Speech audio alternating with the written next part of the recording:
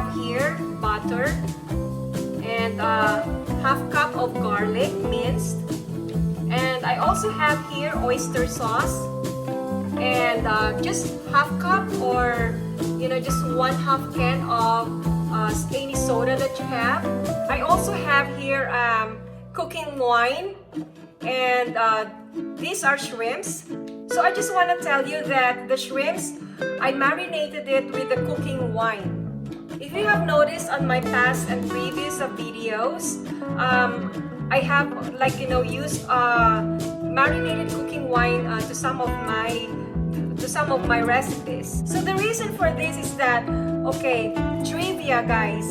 Okay, so cooking wine, it will help to remove the gamey taste and the gamey smell or the fishy smell of seafoods, or in Tagalog, it means the lansa.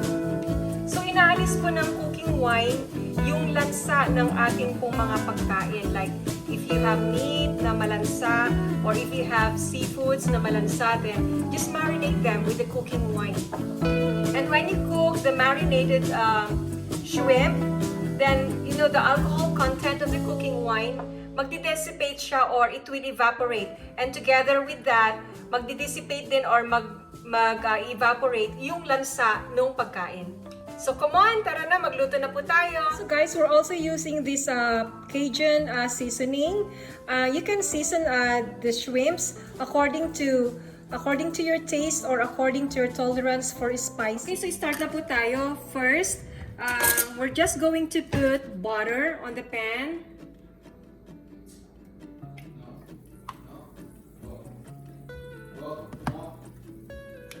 And the next is we're going to saute our garlic.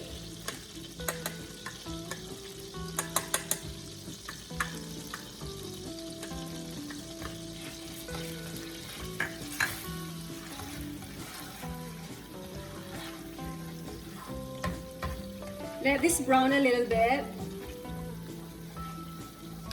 So this is now okay. And then we're going now to put our shrimps.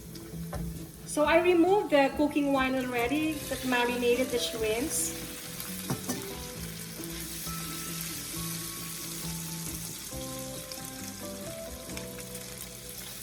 And just saute this for like at least 2 to 3 minutes just to make the shrimps turn into orange. Okay, so as soon as your shrimps turn to orange, then you just have to set it aside.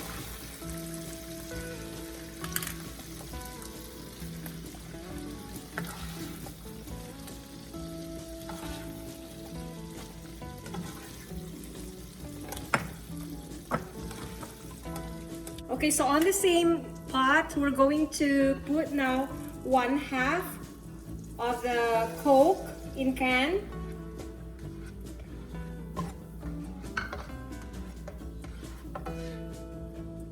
And then we're going to add like 2 tablespoons of oyster sauce.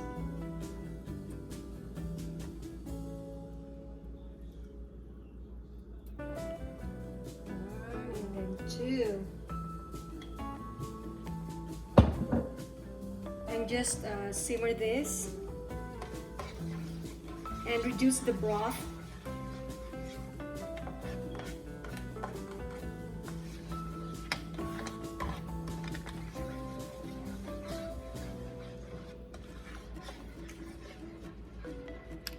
So you can also season this with salt and pepper.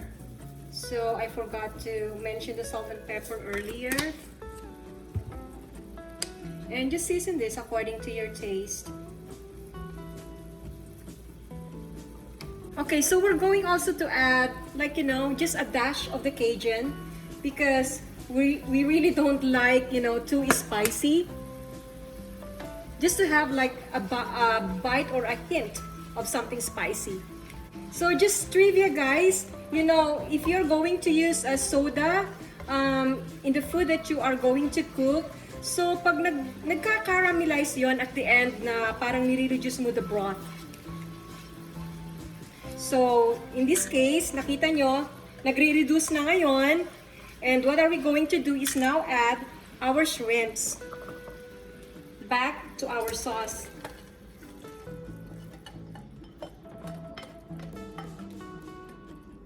Ang bango na.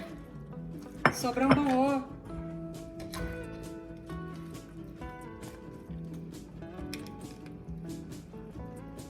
So mix nyo lang to and I think we're ready to eat now. Look at that. Ang bango-bango niya. Let me just taste yung broth.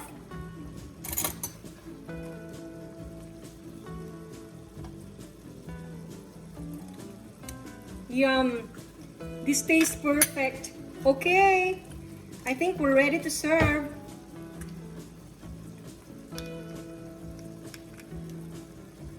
So heto na po ang finished na pagkain na po natin. This is garlic butter Cajun shrimp. So wag niyo pong kakalimutan na maglagay po ng Cajun sa huli. Nakalimutan ko lang pong i-mention kanina, pero just season this with how spicy you want it to be. But for us, we don't want spicy, like a lot of spices. So konti lang po yung nilagay kong Cajun.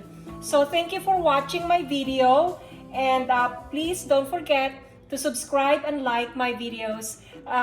Salamat po sa inyo and sa uulitin.